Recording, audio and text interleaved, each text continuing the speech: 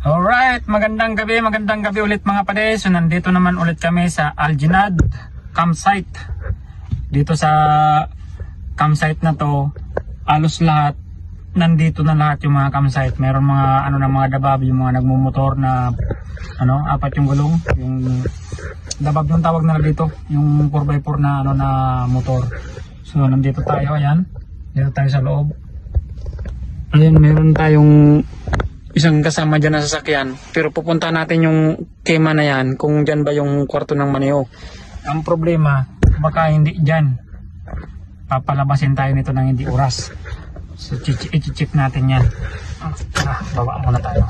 Check natin. So, hindi ito yung kwarto. Doon daw tayo sa labas. Diba?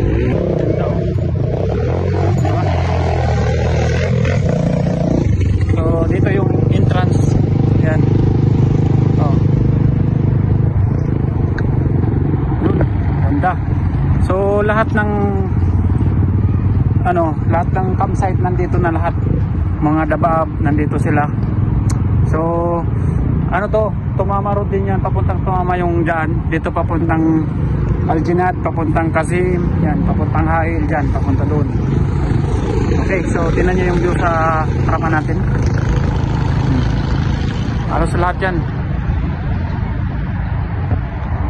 Nandito yung mga Maneo. Adik, mapipigor pa mas. Mapigor pa sa wagin ha? Mapigor pa sa wag. Gudam? Yala, taal sa masaw to. Yala. So nandyan sa sasakyan niya nagtambay.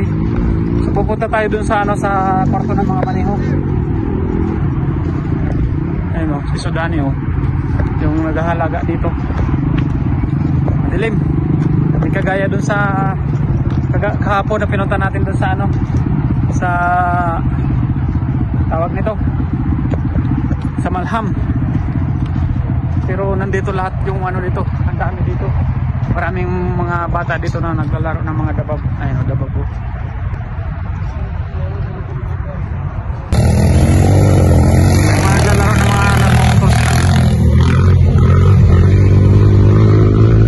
Bata yan, mga bata. Ano to alikabok yan, mga alikabok. Grabe ang alikabok yan, no? Hanggang doon. Mga naglalaro sila. Grabe ang alikabok, oh. Kailangan nakamas ka dito kasi pag uwi mo ng bahay, puro alikabok ng ilong mo. Oh, di ba? Mayroon pang kabayo doon, oh. Kaya hindi mo makikita kasi madilim.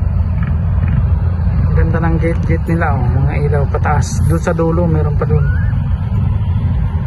Alright. So dito kami magtambay naman ng ilang oras. Kaya pa meron mga nakamotor ng mga bata, oh. Oh.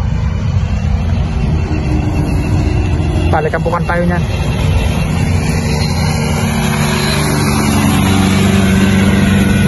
Ando na. Alikabok. Daming alikabok, ang alikabok.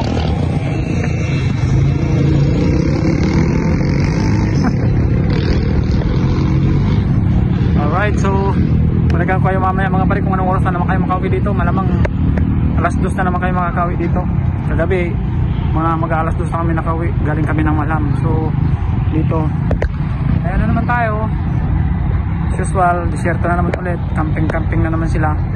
Dito talaga yung campsite talaga na sikat na campsite. Ito yung pinakasikat na campsite dito sa sa Riyadh.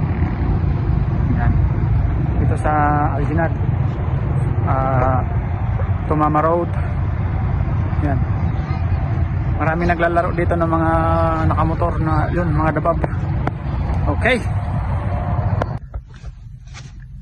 Okay mga pade, so mas pinili ko dito na lang magtambay sa loob ng sasakyan. Alam niyo kung bakit?